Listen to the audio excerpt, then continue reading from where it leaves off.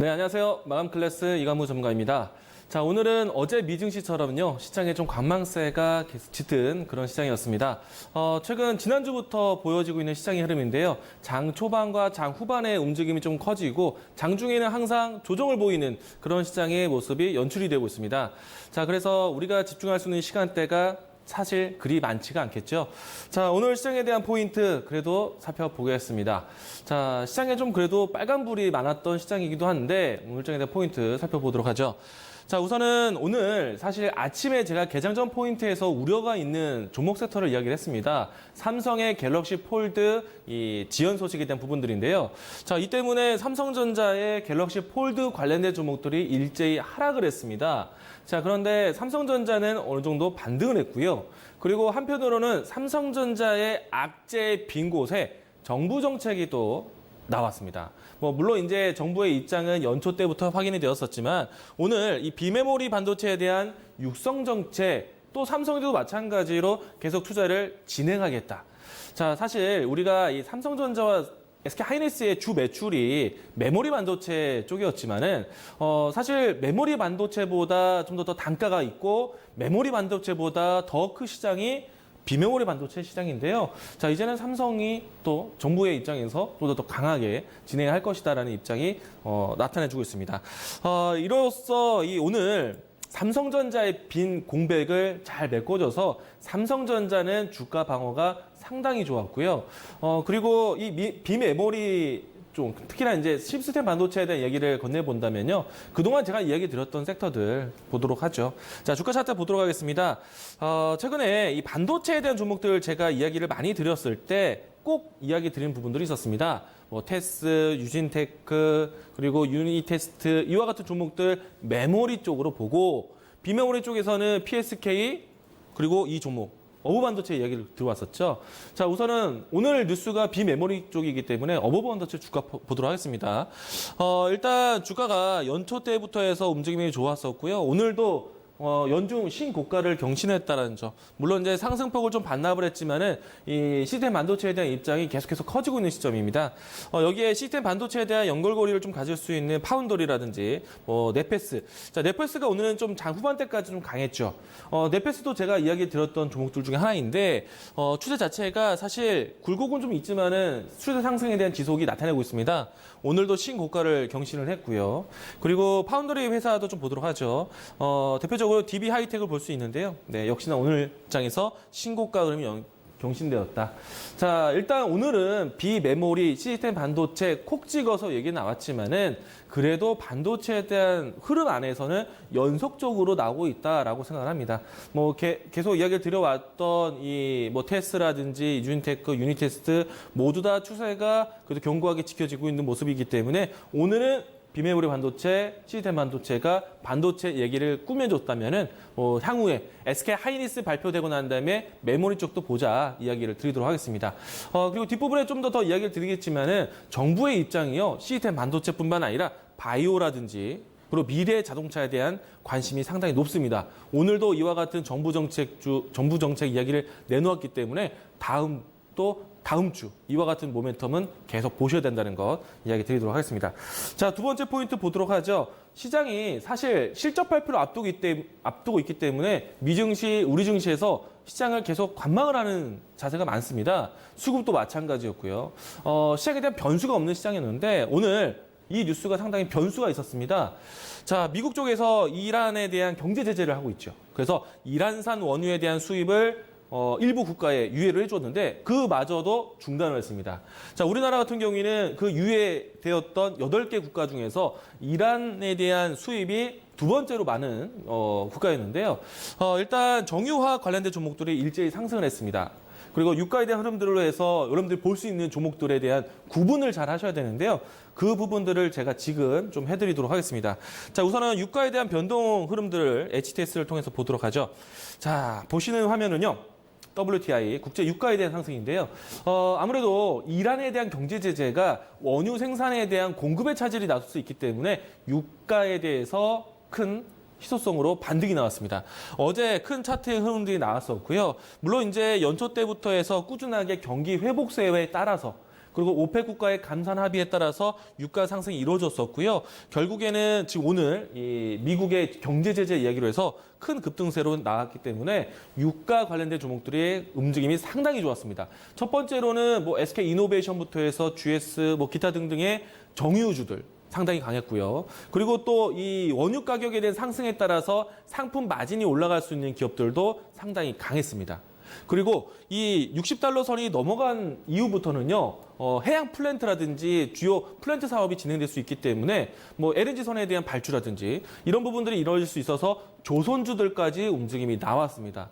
여기서 조금 더 이 가격대를 유지하게 되면요, 건설주도 플랜트 산업에 대한 발주 기대감으로 해서 움직임이 나올 수도 있다라는 거 이야기 드리도록 하겠고요. 다만 무조건 유가가 오른다고 해서 다 좋은 건 아니죠. 무조건 정유화학 섹터들이 움직이는 것은 아닙니다. 자, 우선 종목들에 대한 움직임 보도록 하겠는데, 제가 이런 얘기 해드리겠습니다. 자, 이란산에 대한 이 경제 제재가 우리나라는 어쩌면은 이란산 원유를 수입을 못하는 국가가 돼버렸습니다. 그러면은 그 이란산을 수입했던 부분들을 대체해서 딴 데서 가져와야 되는 그런 숙제를 남기기 때문에 우리나라 기업들은 이란산에 대해서 이 수입을 바꿔야 되는 그런 리스크를 가지고 있는 기업들이 있어요.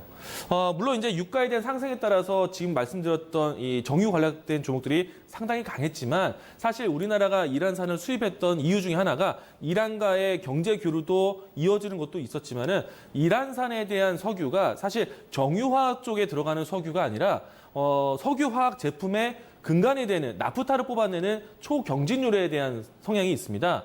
자, 그러면 이란산을 선택했던 이유가 초경진유이고 또 다른 국가들에 대한 이 원유 가격보다 상당히 저가로 얻어왔던 석유이기 때문에 이 이란산 원유를 가지고 왔던 기업들 같은 경우에는 상당히 어려운 눈치를 볼 수밖에 없어요.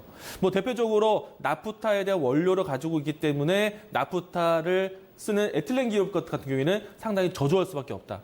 대표적인 종목이 뭐 LG화학, SK이노베이션, 롯데케미칼, 대한유화 보셔야 되는데 지금 말한 기업들 중에서 LG화학 같은 경우에는 뭐 석유 제품만 보는 거 아니죠. 2차 전지도 봐야 되고 또 SK이노베이션도 마찬가지고 정유화 쪽도 봐야 되니까. 그러면 이야기 안 한 롯데케미칼과 대한유화는 악재로 되는 겁니다. 자, 롯데케미칼과 대한유화 차트를 좀 보도록 할게요. 롯데케미칼 먼저 보도록 하죠. 자, 보시면요. 정유화학 종목들, 석유화학 제품들 다 올랐는데 이 종목은 오히려 떨어졌어요. 이 종목은 악재가 된다는 얘기입니다. 막연한 기대 가져가지 마시고요. 이와 같이 이란에 대한 경제 제재가 있다면 롯데케미칼은 악재다. 이야기를 보시면 될 것 같고요. 뭐 같은 섹터입니다. 대한유화도 보도록 하죠. 대한유화 차트를 보시면은 이 종목은 오늘 오르지 못했어요. 이게 악재로 진행되고 있는 겁니다. 유가가 상승했을 때는 모두 다 좋겠지만은 이란산 원유에 대한 리스크를 갖는다라면은 오히려 악재가 연출된다. 이 점을 좀 구분해서 이야기하자. 선택해서 얘기 드리도록 하겠습니다. 자, 다음 포인트로 넘어가 보도록 하죠. 역시나 시장은요, 지금같이 관망세가 있고 횡보를 보이면 개별주 종목 장세입니다. 이벤트가 많아야 돼요. 정부 정책도 있어야 됩니다. 이런 종목들 오늘도 돼지 열병에 대한 관련된 종목들이 움직임이 남았고요. 뭐 이뿐만 아니라 아침에 제가 개정 전 포인트에서 이야기 드렸던 것처럼 자율주행이라든지 뭐 장중에 수소차라든지 이와 같은 종목들의 움직임도 상당히 많았습니다. 일단은 돼지 열병에 대한 부분들은 아시아 쪽으로 확산되는 우려감을 가지고 있기 때문에 오늘도 연속적으로 상승이 나왔는데요. 우선은 백신 종목들, 뭐 또 다른 이 육계 관련된 종목들도 있지만 제가 강조드리는 사료주를 보셔야 됩니다. 잔반 처리 금지, 사료를 계속 써라, 새롭게 써라. 그러면 실적에 도움되는 내용이잖아요. 그럼 사료주 정부 정책에 대한 이야기들 같이 나오고 있기 때문에 사료주를 최선호주로 보자라는 거. 그래서 지난주에도 이 뉴스가 나왔을 때 최선호주로 사료주 얘기를 드렸는데요. 오늘 우성사료가 상한가를 기록을 했습니다. 이 점 참고하시면 좋겠습니다. 자, 내일장에 대한 준비를 해볼까요? 넥스트 클래스 넘어가도록 하겠습니다. 자, 우선은요. 이번 주 여전히 실적 발표에 대한 관망세가 나오고 있습니다. 이거는 수급에서도 나타나주고 있어요. HTS를 통해서 이 수급에 대한 흐름들 체크해 보도록 하겠습니다. 자, 오늘 장에 대한 수급 동향인데요. 코스피, 코스닥 양시장에서 외국인의 움직임이 필요한데 주가 흐름을 보시면요. 빨간색 지표가 보시면은 외국인의 수급 동향입니다. 장중에 수급이 사실 크지가 않죠.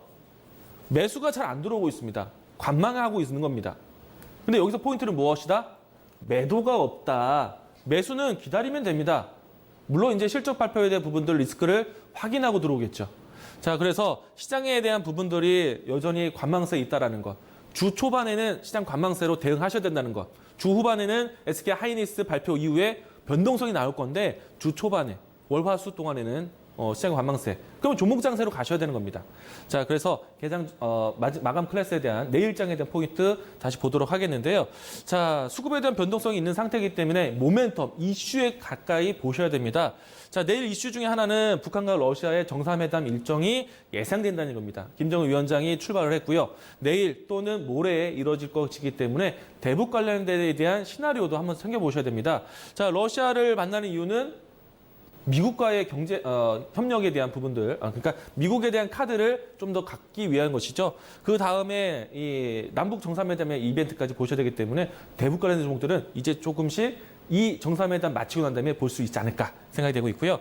자, 그리고 오늘 나왔던 비메모리에 대한 정책이긴 했지만 청와대에서 내놓은 정책은 이거 하나뿐이 아니다. 자, 바이오, 미래형 자동차에 대한 육성 정책까지 나왔기 때문에 이 뉴스 관심 있게 보시고요. 또 하나 나왔습니다. 자, 바이오하고요, IT 융합하는 산업에 지원하겠다는 얘기 나왔습니다. 그래서 이와 같은 모멘텀 있는 것들 보시면 좋겠고요. 자, 그리고 오늘 장중에 애플에서 뉴스가 나왔는데요. 자, 퀄컴과 삼성전자로부터 5칩을 공급을 받을 것이다. 내년에 5G 폰을 출시할 것이다.